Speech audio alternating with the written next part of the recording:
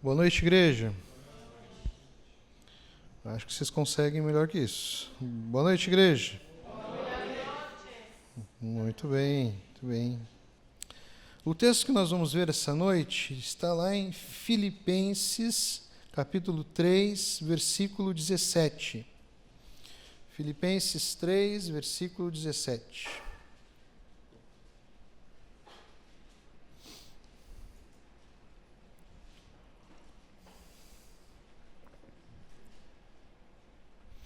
Amém? Vamos ler? Irmãos, sejam meus imitadores e aprendam com aqueles que seguem nosso exemplo. Pois, como lhes disse muitas vezes, e o digo novamente, com lágrimas nos olhos, há muitos cuja conduta mostra que são, na verdade, inimigos da cruz de Cristo. Estão rumando para a destruição. O Deus deles é o seu próprio apetite. Vangloriam-se de coisas vergonhosas e pensam apenas na vida terrena. Nossa cidadania, no entanto, vem do céu, e de lá aguardamos ansiosamente a volta do Senhor, o Senhor Jesus Cristo. Ele tomará nosso corpo mortal e frágil e o transformará num corpo glorioso como o dele, usando o mesmo poder com o qual submeterá todas as coisas a seu domínio. Amém? Bom, como eu falei, acho que no final do ano passado, início desse ano, nós vamos ter uma única série esse ano, talvez a cada tantos capítulos a gente tenha um novo tema, mas está englobado num tema único, que é trabalharmos o que o texto vai dizer aqui. Se nós não somos daqui, se a nossa cidadania é dos céus e não é uma cidadania terrena, então aqui nesse lugar nós somos forasteiros. Ou seja, se nós somos forasteiros, quer dizer que a nossa vida, a nossa conduta, a maneira de nós pensarmos, a maneira de agirmos, é diferente do mundo em que nós nos encontramos. Então, nós estamos num mundo que é totalmente diferente, e diria mais, oposto àquilo que rege a nossa vida. É oposto à maneira de pensar do lugar da onde nós somos. Nós vamos ver um pouco mais profundo por que nós não somos mais daqui. Então, a ideia desse tema, forasteiros, é trabalharmos durante esse ano, durante todo esse ano, qual é a maneira do cristão, qual é a maneira do discípulo de Jesus se comportar nesse mundo. E nós vamos mergulhar por vários subtemas, até já pedi sugestões. Se você não mandou sugestão, você pode mandar a sugestão. Como o crente deve se comportar no trabalho, na sua vida financeira, nos seus relacionamentos, no modo geral, tudo que você possa imaginar a gente vai tentar abordar, como que deve ser a nossa prática de fé. E é mais ou menos isso, é exatamente isso que Paulo está falando aqui aos Filipenses. E se você for olhar um pouquinho para trás, eu te desafio a ler toda a carta de Filipenses, tá? Você vai entender mais do contexto. Um pouquinho atrás, Paulo trabalha 4 modelos de comportamento cristão. Ele cita 4 homens, 4 pessoas que foram exemplos em determinadas áreas da vida. O primeiro que ele cita lá no capítulo número 2 é Cristo. E aqui ele ressalta, é claro que Cristo ele foi exemplo em tudo, mas ele coloca ali como exemplo a humildade de Jesus Cristo, que mesmo sendo Deus, mesmo tendo tudo, se esvaziou e veio até nós. O outro exemplo que ele dá é Timóteo. Ele vai destacar em Timóteo o amor e a compaixão.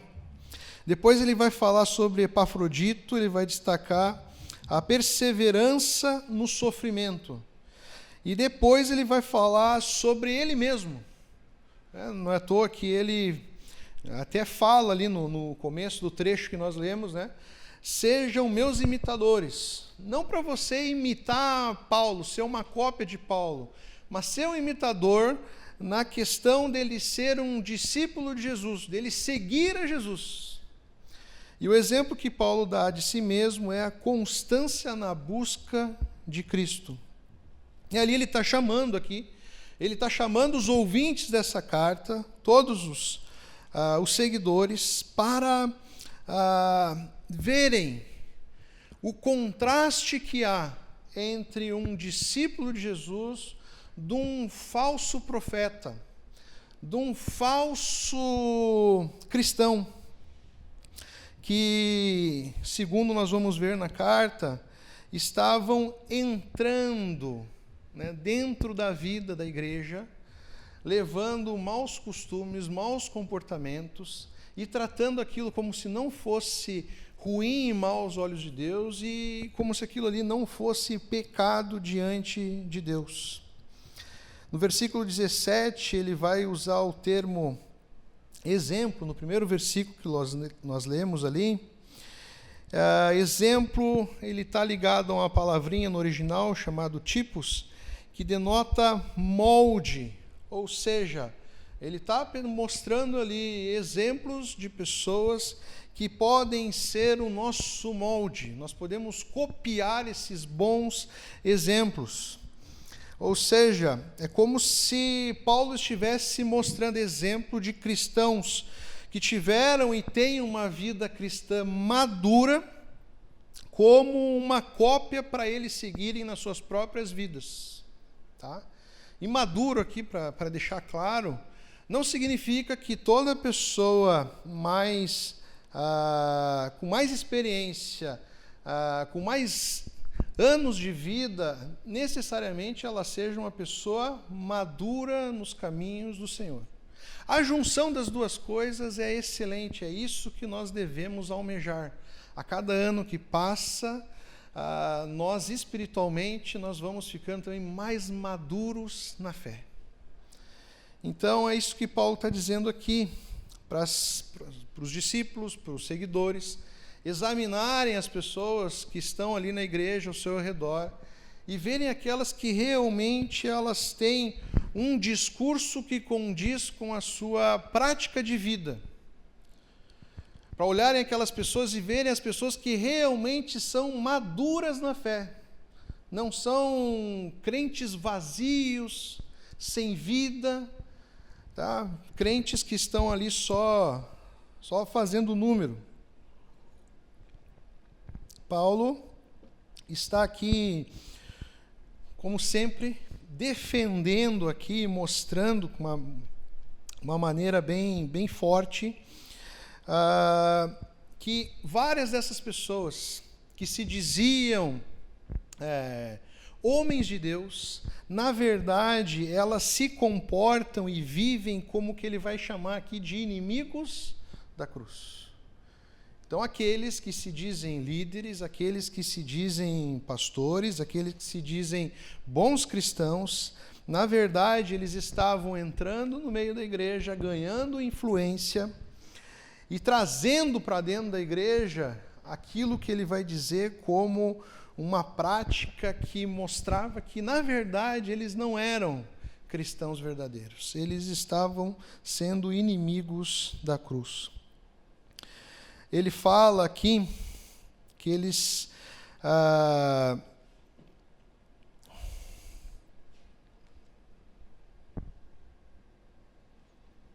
ali no verso número 19, que eles estavam rumando para a destruição, que o Deus deles era o seu próprio apetite. É lógico que Paulo não está aqui falando exclusivamente da questão aqui da alimentação ou do costume alimentar. Ele está falando que esse movimento desses falsos líderes, desses falsos cristãos, era um movimento libertino centrado nas coisas desse mundo, centrado na terra.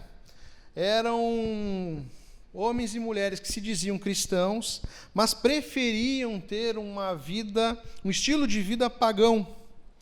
Ou seja, dessa maneira eles estavam influenciando a igreja aqui em Filipos. E Paulo mostra aqui bastante preocupação com aqueles que estavam tendo essas práticas onde se colocavam como inimigos da cruz, e também com aqueles que estavam sendo influenciados por esses falsos mestres. O que acontecia muito naquela época, nós vamos falar do que acontece hoje também, uma palavrinha muito antiga, chamada sincretismo religioso. Ou seja, esses falsos líderes, eles pregavam o que nós conhecemos até hoje como sincretismo religioso. Eles pregavam que você poderia ser cristão, falar da cruz de Jesus e, ao mesmo tempo, ter uma vida pagã no estilo romano, conforme cada um quisesse. Ou seja, você não precisava seguir o que a palavra de Deus nos coloca como conduta, como estilo de vida, como comportamento. Não, você pode falar de Cristo, você pode ter a doutrina de Jesus e, ao mesmo tempo, você pode viver da maneira com que você quiser. Interessante que esses falsos mestres, eles aparentemente, eles falavam sobre a crucificação. Ou seja, no seu discurso, existia ali retalhos do Evangelho, retalhos da palavra de Deus. Mas o comportamento que eles toleravam e até estimulavam, inseria nas suas mensagens, no seu próprio estilo de vida, mentiras, né, que mostravam que, na verdade, eles eram inimigos da cruz. Eles alegavam que conheciam a Cristo, mas não viviam segundo um cristão, ou seja, uma cópia de Jesus, segundo um discípulo de Jesus. E aqui, um pouco mais abaixo, a gente vai ver aqui uma lista das características desses falsos líderes que se diziam ser seguidores de Cristo. E lembre-se que o próprio Jesus disse, né, que nenhum servo pode servir a dois senhores, pois odiará um e amará o outro, ou se dedicará a um e desprezará ao outro. Vocês não podem servir a Deus e ao dinheiro. A primeira característica que Paulo fala e coloca aqui como um destino desses falsos profetas, ele coloca aqui que o destino deles é a perdição. Ele não está se limitando aqui a uma perdição de uma morte física. Paulo está falando aqui de uma herança eterna. Esses indivíduos egoístas estavam fadados a uma perdição eterna. Ou seja, não era só morte física. Paulo estava falando aqui que o destino deles é o inferno. É isso mesmo. O seu Deus é o estômago. Como eu falei, não está limitado aqui a questão alimentar ou digestiva. Paulo está dizendo aqui que os seus hábitos estavam ligados à sua vida. A sua vida era em prol de si mesmo. Eles viviam para o seu próprio apetite, eles viviam a seu próprio prazer. Então, eles sustentavam uma vida sensual, devotada às coisas terrenas. Eles adoravam o princípio do prazer. Eles não abriam mão de tudo aquilo que trouxesse prazer a eles, mesmo que aquilo fosse um pecado. Ou seja, a vida para si mesmo, em prol do prazer, se tornou o Deus deles. Terceiro, a sua glória está em sua vergonha. Eles se orgulhavam dos seus prazeres egoístas. Eles alegavam estar sem pecados, apesar do seu estilo de vida sensual. Eles acreditavam que a salvação estava centrada na gnose ou conhecimento, indicando que poderiam viver da maneira que desejassem e que seu estilo de vida não seria mais considerado pecado. Então, eles se gabavam de ter maior conhecimento do que os outros. Até muitas vezes eles diziam que esse conhecimento era limitado a revelações específicas a eles. Mas, resumindo, esses indivíduos fingiam estar acertados com Deus, embora suas ações fossem completamente vergonhosas.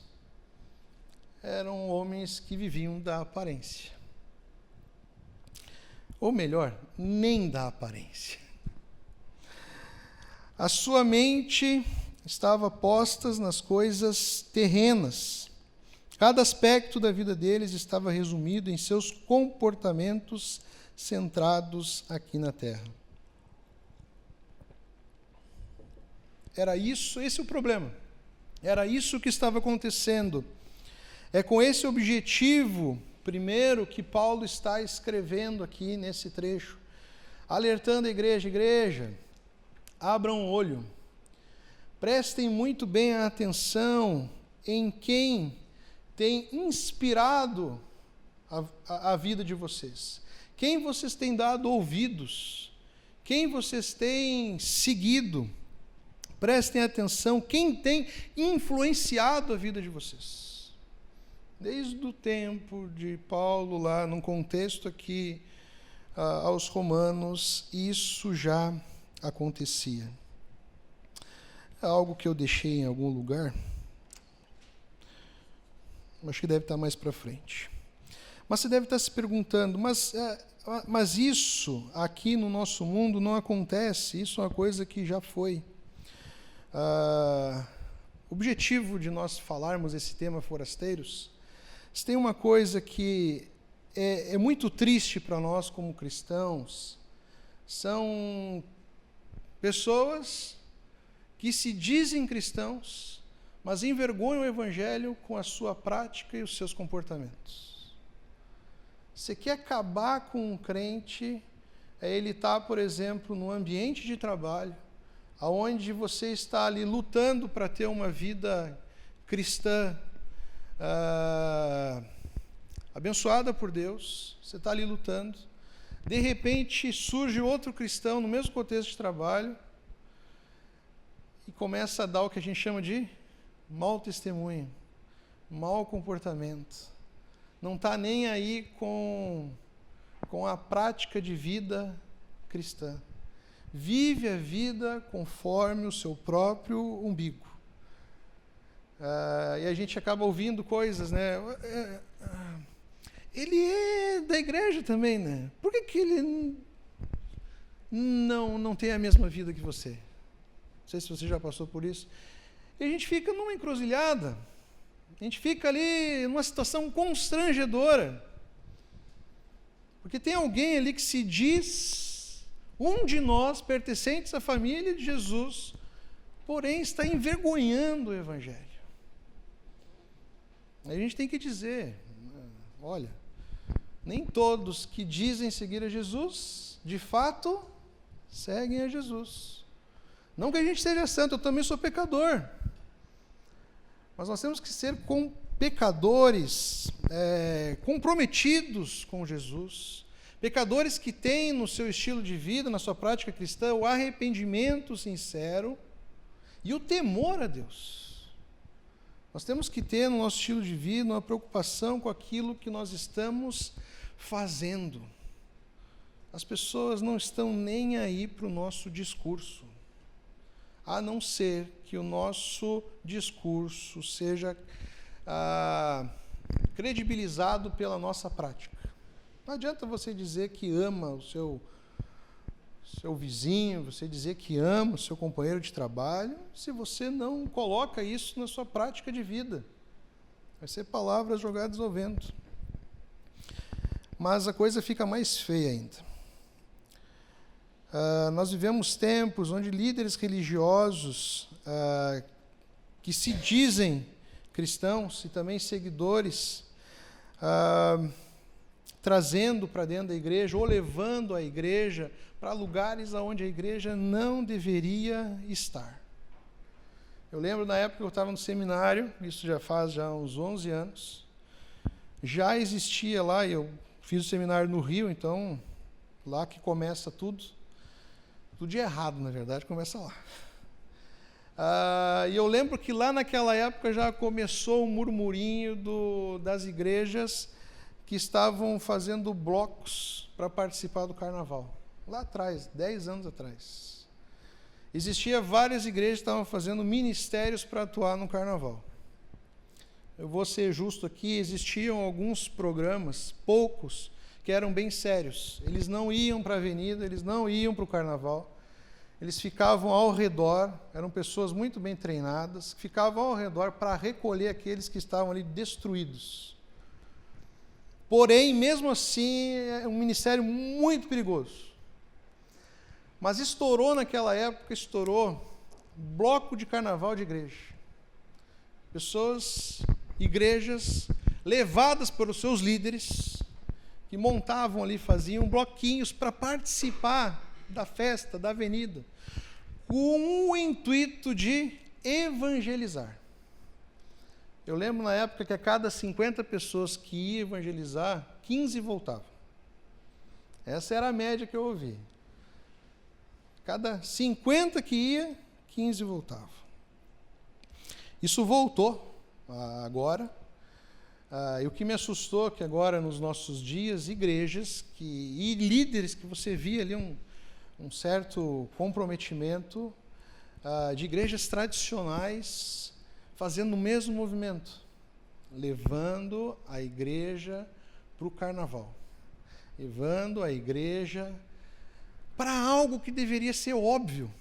Não sei se você sabe, carnaval significa a festa da carne. O que acontece quando nós nascemos de novo? Deus muda a nossa inclinação para a carne, para sermos inclinados ao Espírito de Deus. Algo que deveria ser óbvio, se não é óbvio, se não está óbvio para você, recentemente agora nesse carnaval, interessante que isso aí está cada vez mais, para mim está cada vez mais óbvio, está ficando algo cada vez mais sério. Tem um carnavalesco que comenta o carnaval na Globo, o Milton Cunha. Olha só o que ele fala numa entrevista que viralizou. Ele diz que o carnaval é uma manifestação espiritual ligado às religiões de matriz africana, no caso. Depois ele vai dizer que a batida das baterias das escolas de samba na avenida é uma forma de saudação aos orixás. Ele reforça a conexão das festas e tradições religiosas, como a Umbanda e o Candomblé. Ele resume tudo dizendo: o carnaval é macumba. Ele fala e ele está muito certo, porque ele está mostrando que ele não tem nada a esconder. As pessoas que não se deram conta até hoje. Ele diz que o que acontece na avenida, o que acontece na celebração do carnaval, é a mesma coisa que acontece nos terreiros. Aí ele vai mais a fundo ainda em outra entrevista, dizendo de espíritos e entidades que acabam se manifestando ali. Ali é uma festa carnal. Desde 2022, depois você pode pesquisar, os temas ligados a macumbas nas escolas de samba aumentaram consideravelmente. Começou em 2022 com uma escola e hoje, nesse último carnaval, se não me engano, teve várias com temáticas diabólicas. E aí tem líder cristão que está querendo levar a Igreja de Jesus a uma prática que não pertence a nós. E tudo isso começa de uma maneira muito perspicaz. Só que a gente não dá bola. A gente segue bebendo, ouvindo. E muitos deles, eles vão tirar essa ideia de evangelismo. Vão ir mais além ainda. Eles defendem o que é muito comum, que é um ecumenismo religioso. Sabe o que é ecumenismo religioso? Vou resumir para você. Mas acredito que todos os caminhos levam a Deus. Todas as religiões levam a Deus. É isso que o ecumenismo vai pregar. Agora em Porto Alegre, passei um tempo lá, eu passei na frente de uma igreja que, se não me engano, o título dela era Igreja do Ecumenismo Religioso. Só a fachada já era uma festa, uma mistureba. Ou seja, eu já fui convidado para ecumenismo, vocês não têm noção. Acho que de tanto não entenderam. É como se todas as religiões espirituais, seitas, seja o que for, estivessem levando cada um para o mesmo caminho. Ou seja, no final das contas, depois que tudo terminar, vai estar todo mundo no mesmo lugar. Isso é uma mentira. Se todos nós estivéssemos pregando o mesmo evangelho, o mesmo caminho, todos nós estaríamos no mesmo lugar. Mas nós não estamos. Por quê?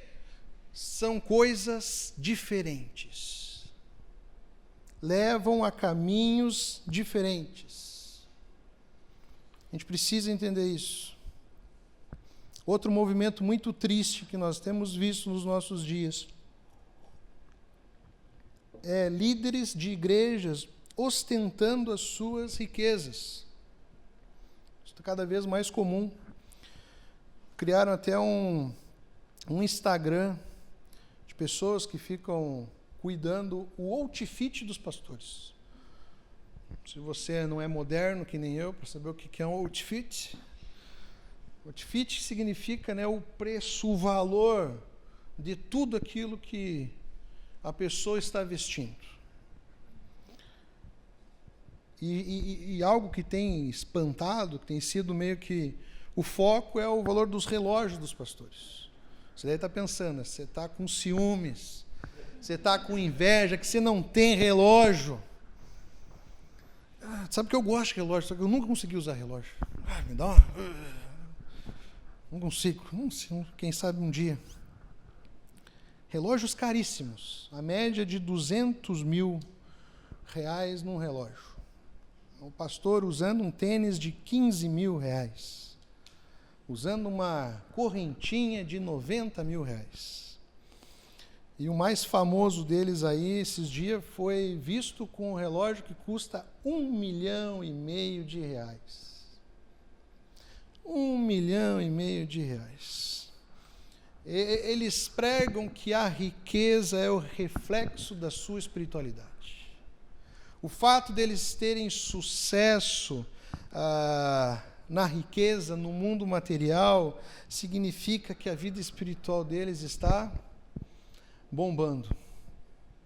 E é isso que eles pregam, e é essa influência que eles levam para quem está ouvindo, achando que está ouvindo acerca da cruz, mas no fundo a cruz é apenas um detalhe.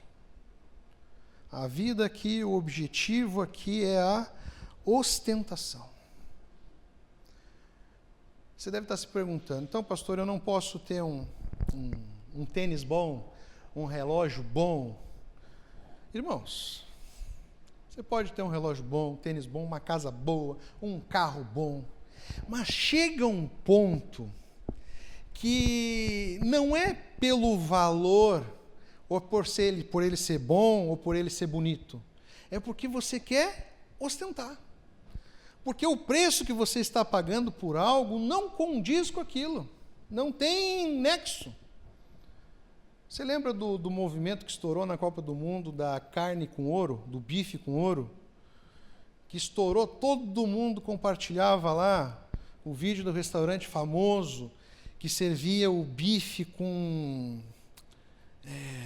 sei lá como é que chamava do ouro, mas era um ouro assim, platinado, assim. Aí vinha aquele garçom não, mestre famoso, e fazia o quê? Esse aí, esse eu não vou me arriscar a falar. O nome dele é difícil. Eu quero dizer para vocês que 99% das pessoas que pediam por isso, porque você paga mais isso, né? O ouro não traz diferença nenhuma. Você pode perguntar a qualquer perito gastronômico aí. É puro ostentação.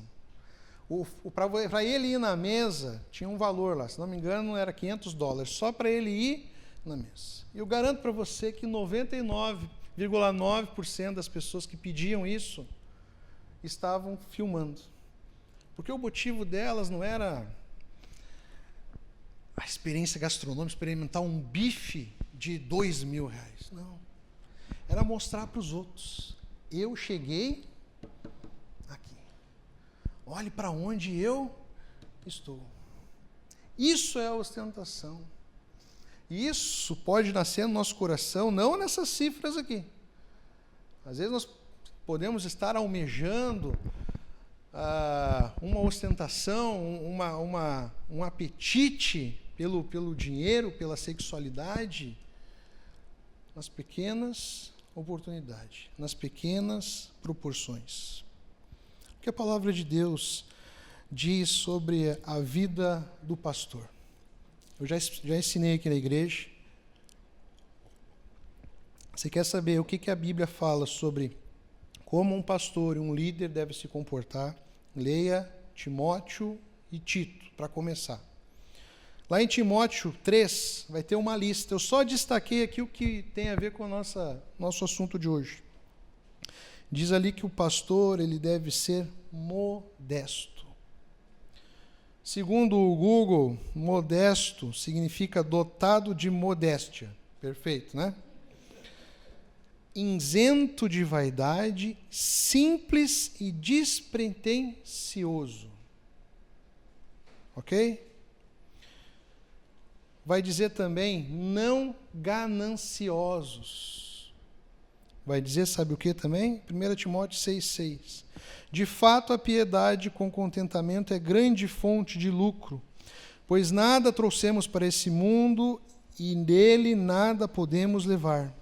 Por isso, tendo que comer e com que vestir, estejamos com isso satisfeitos.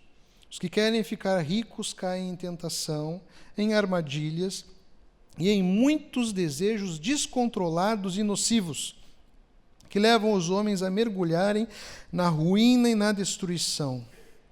É a parte mais famosa, pois o amor ao dinheiro é a raiz de todos os males.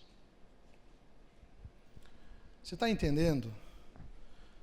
A gente tem que estar prestando muito bem atenção se a vida que nós estamos querendo ter nesse mundo condiz com aquilo que o Evangelho de Jesus nos mostra. Nós temos que estar atento aos líderes, aos pastores que nós temos ouvido e temos nos deixado influenciar. Para resumir toda essa vida hedonista, uma vida pelo prazer, que é o que está sendo pregado, a frase que ficou famosa essa semana de um outro pastor é que se Deus deixou você ver, tocar, sentir, sonhar e abraçar, é porque Ele tem poder de te dar muito além. Ele não é irresponsável. Ou seja, você pode ter o que você quiser nessa vida e Deus vai te dar. Te pergunto, onde que isso está escrito? Aonde que Deus promete isso? Por isso que as pessoas estão o quê? Confusas, traumatizadas, frustradas. Ainda em Timóteo, Paulo escreve, lá no capítulo 3, ainda no finalzinho, ordene aos que são ricos no presente mundo que não sejam arrogantes, nem ponham sua esperança na incerteza da riqueza, mas em Deus, que tudo nos provê ricamente para a nossa satisfação. Ordene-lhes que pratiquem o bem, sejam ricos em boas obras, generosos e prontos para repartir. Aí líderes religiosos, movidos pela ganância, ouvem isso aqui e entendem o seguinte, beleza, vamos criar agora nas igrejas a área VIP. Se você não sabe, chegamos a esse ponto. Igrejas evangélicas criaram área VIP. É como se aqui na igreja tivesse uma fita aqui e um bom espaço de 1 metro. Que a nossa igreja é pequena para fazer isso, né? Senão nós ia pensar, isso ia dar um lucro para nós, né? Botássemos uma fita, abríssemos essa porta, e aqueles que são ricos, famosos, influentes, eles não precisam passar aqui pelo meio, eles não precisam pegar os piores lugares que sobraram no auditório, eles podem entrar e sentar. O que me deixa mais indignado ainda é que existem vários influencers que estão mostrando quão legal é isso. E sempre eles chegam atrasados ainda. Culto tocando, aí eles entram filmando assim, ó, pessoal, que bacana aqui, olha só. A gente vai sentar aqui na frente, todo mundo cultuando, eles passando por outro corredor. Aqui a gente tem um banheiro só para nós. Aqui a gente tem alguns têm salgadinho, tem coisa, tal. Eles sentam na frente ali. Isso é a igreja de Jesus? Preciso citar textos com relação a isso? Que nós não devemos fazer acepções de pessoas de forma alguma. Alguns têm dado a desculpa que eles têm criado essas áreas VIPs por conta dos fiéis que idolatram essas pessoas. Então nós temos duas coisas erradas aqui. Uma igreja que tem idolatrado os homens e um pastor que não tem ensinado a sua igreja, não tem agido da maneira certa com aqueles influências ali. Fiéis que idolatram e pastores que não confrontam e não ensinam. O que eu quero dizer com tudo isso? Reflita quem você tem seguido. Reflita quem você tem ouvido. Ah, mas ele fala coisa boa, ele ensina coisas boas. Meu amigo, é assim que começa. Um liberal, ele não nasce, ele não se mostra liberal da noite para o dia. Uma pessoa, um falso mestre, no começo, todos os falsos mestres, que eu estudei vários deles, principalmente no nosso contexto do Brasil. Quando você vai estudar e ver como ele começou, geralmente o começo é muito bom. A palavra é boa, a palavra é fiel, comportamento condiz. De repente, começa a pingar muito dinheiro na mão desses líderes. Eles acabam sendo corrompidos pela ganância, pela vaidade. E acabam mostrando que, na verdade, eles são inimigos da cruz. Eles acabam se conformando, eles acabam mudando ali o seu discurso para um discurso que convém mais, que ganhe mais pessoas, principalmente pessoas que têm poder e dinheiro. Quem você tem seguido, em quem você tem inspirado? Lembre-se que Paulo fala lá no começo. Procure servos maduros, piedosos e que tenham uma prática de vida que combina com o Evangelho. A segunda pergunta que nós temos que refletir nessa noite é se nós temos vivido como um forasteiro ou como um inimigo da cruz. A nossa prática de vida, os nossos pensamentos, os nossos desejos estão apontando para que vida? A vida que nós estamos vivendo combina com o Evangelho de Jesus. A vida que nós queremos viver reflete Jesus? Ou ela tem refletido um mundo carnal? Um mundo carnal e um mundo de pecado. Talvez você não tenha entendido ainda o que é um forasteiro. Segundo o Google, forasteiro é o que é estranho à terra onde se encontra. Ele vai dar uma outra sugestão. Ou o que é de fora. Isso é forasteiro para o nosso Google.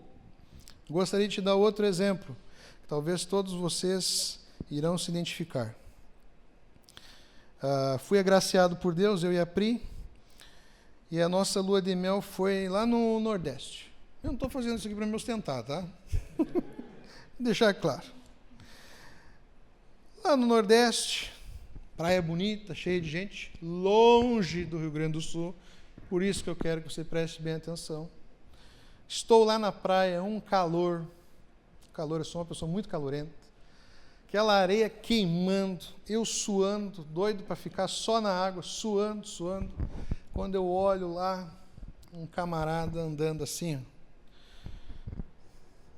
uma térmica e uma cuia. De longe você via, esse cara não é daqui. Esse cara é de fora. Como é que pode, rapaz, um doido desse no sol, tomando mate? De repente ouço um barulhinho, né?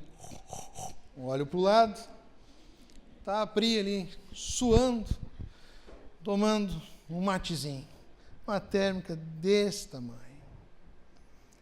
Sabe o prazer que todo gaúcho, uruguaio, eu sei que é assim também, tem pela sua cidadania? Tem o prazer, o orgulho, o senso de pertencimento ao lugar da onde ele vem, da onde ele nasceu. Isso é muito forte nessa cultura aqui dos Pampas, que é muito comum você ver os jogadores uruguaios milionários, que não abrem mão do seu costume, que liga cada um à sua terra, caminhando lá, ó, com a sua térmica e a sua cuia, fazendo compra no atacadão.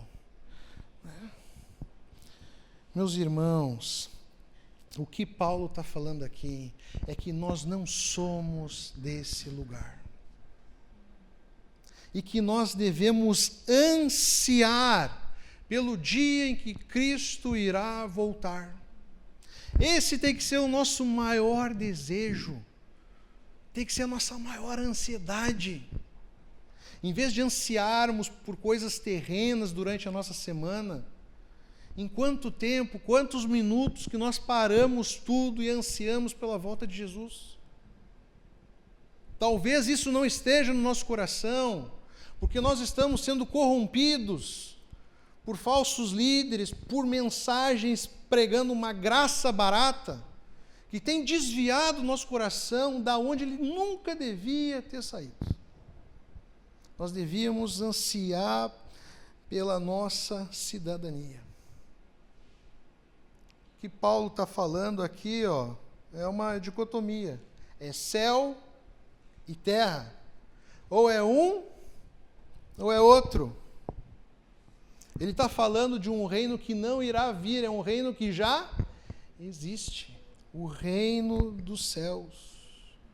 Sabe quando que nós recebemos essa nova cidadania?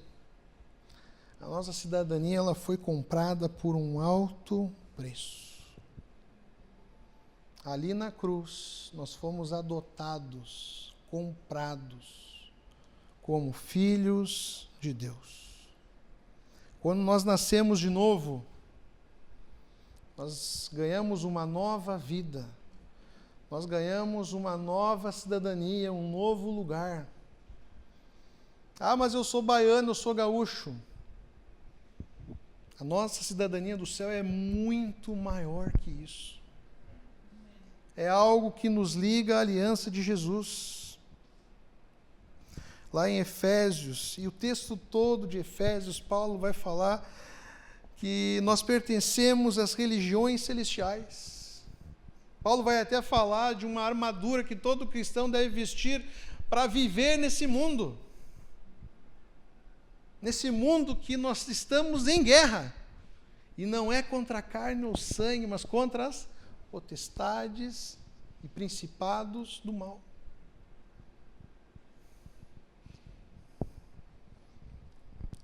Interessante que Paulo sabia muito bem isso, porque Paulo, ele era um cidadão romano. Não sei se você conhece um pouquinho de história, Mas ser cidadão romano na época do Império Romano era muito bom e podia salvar a sua vida. E foi propósito de Deus, estava aqui na linha do tempo de Deus que Paulo fosse romano. Mais interessante ainda é que Filipos, a cidade da igreja que recebe essa carta aos filipenses, ela era uma cidade que ficava na Macedônia, mas ela foi construída para ser uma cópia de Roma. Ela foi construída para ser uma colônia de Roma. Ou seja, eles sabiam muito bem o que é estar num lugar e não pertencer àquele lugar. Quem regia sobre Filipos era Roma. A cidadania de quem nascia em Filipos era romana. O que isso tem nos dizer? Que a igreja, meus irmãos, é para ser uma cópia do céu aqui na terra. A igreja não pode querer se parecer com o mundo. Ela tem que ser diferente do mundo. Porque ela segue um padrão de vida que não é terreno. A gente não pode cair nessa de, não, a gente tem que transformar as nossas reuniões de jovem mais agradáveis para que os jovens se sintam bem e não sintam diferença de uma boate para a igreja. Isso aí existe até hoje, essa tática vai continuar sempre existindo. Uma vez eu fui numa night gospel lá no Rio. Eu sei o que eu vi. Night gospel. Eu era muito curioso, tudo que aparecia, eu estava lá para aprender, estudar, eu vou lá nessa night gospel. Nunca me interessei por noite, essa nunca foi a minha guerra. Pelo contrário, eu preferia ficar em casa dormindo, olhando série. Mas fui lá, meus colegas queriam ir, todo mundo curioso para ver o que era night gospel.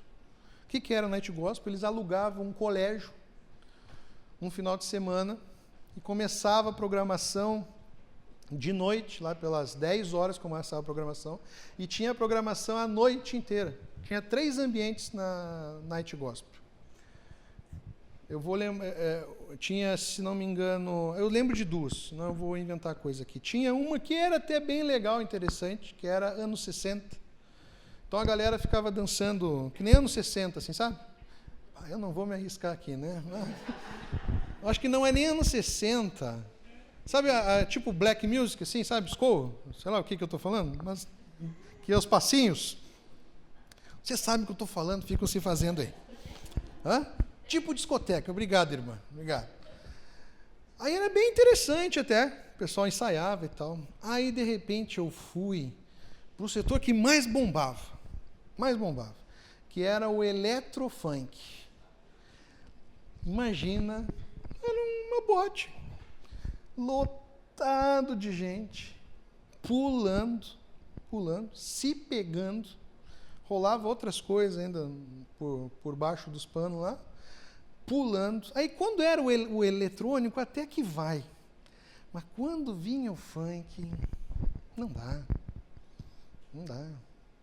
Ainda eles botavam como desculpa assim, não, aqui é um ambiente controlado. Aí ficavam lá uns caras com os coletinhos, que era para cuidar o pessoal que ficava se pegando. Tudo isso numa tentativa de agradar o jovem. A ele se sentir da mesma maneira com que ele sente no mundo. Então, para quê? Então, que fique no mundo. Igreja é diferente. E se você é filho de Jesus, entenda o que eu vou dizer agora. Preste bem atenção. Se você é filho de Jesus, você ama esse lugar. E ninguém precisa mudar ele para parecer com o mundo, para você se sentir bem aqui dentro. Porque você, o seu lugar, a sua cidadania não é terrena, é celestial, é do céu. Você acha que lá no céu vai ter eletrofunk?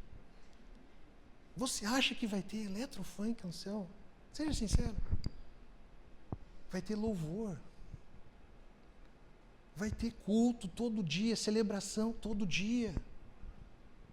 Vai ter adoração todo dia. Vai ter comunhão todo dia.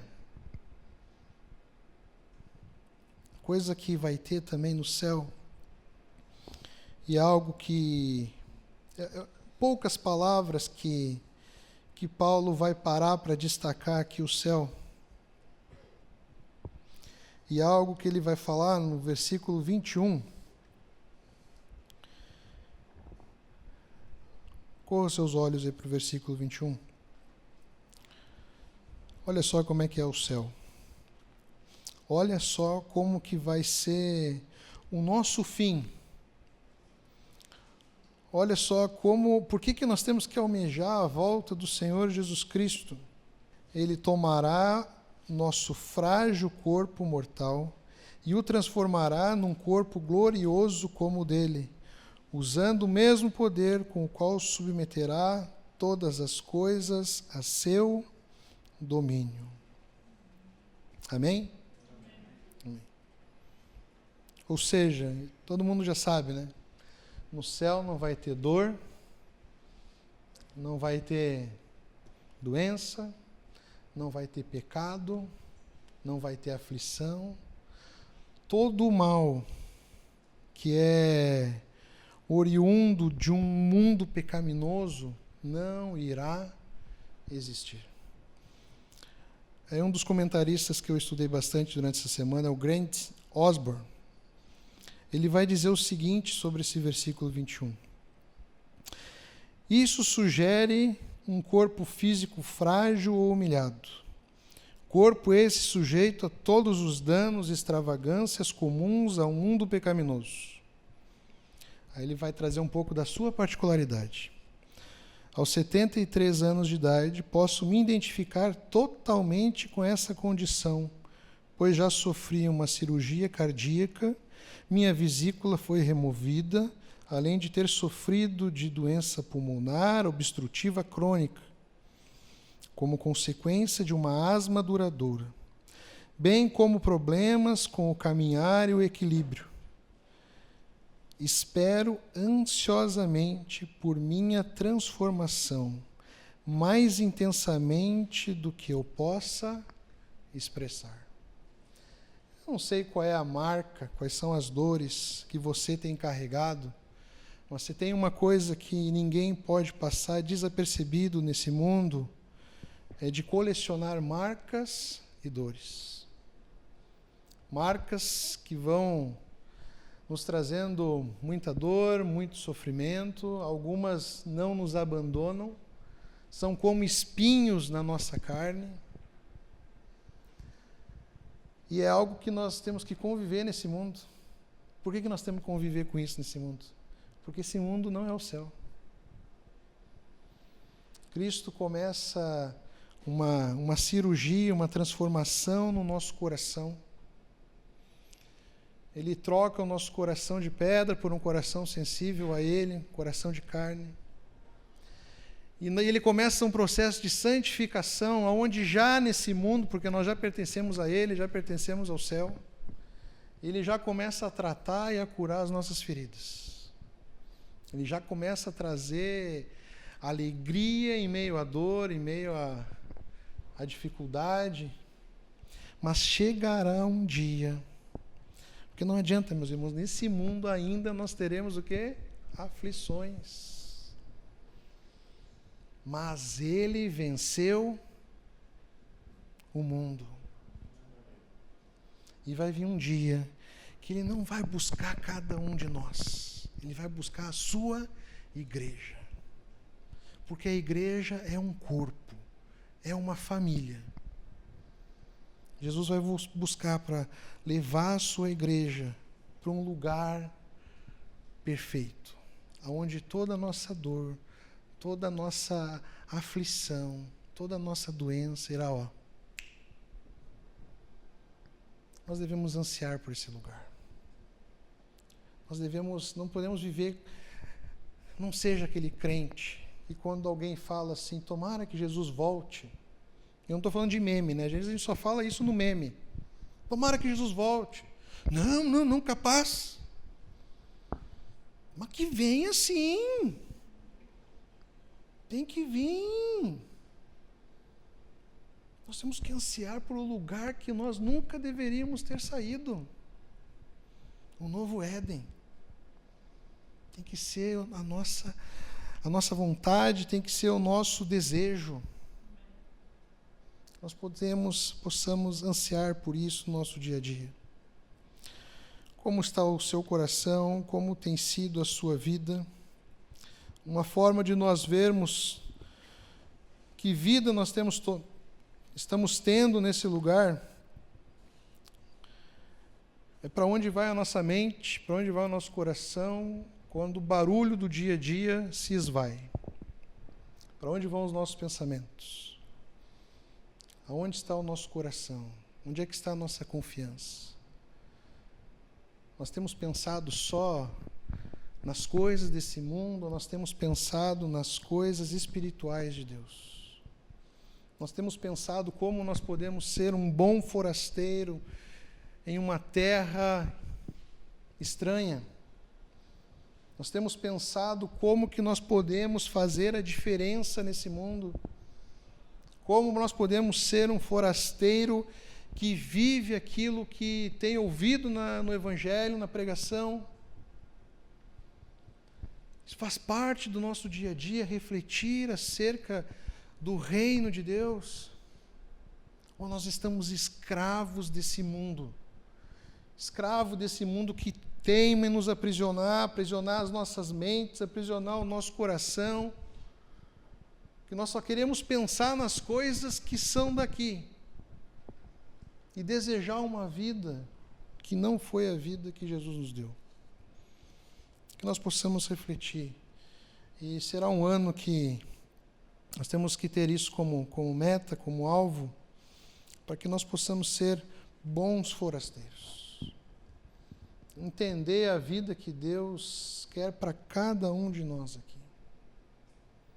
Nós possamos ter uma vida que reflita o céu, que mostre que realmente um forasteiro ele é diferente. O forasteiro está sempre apontando para a cruz e vivendo a cruz. Quem quiser me seguir, pegue a sua cruz, negue-se a si mesmo e venha. Amém? Vamos orar?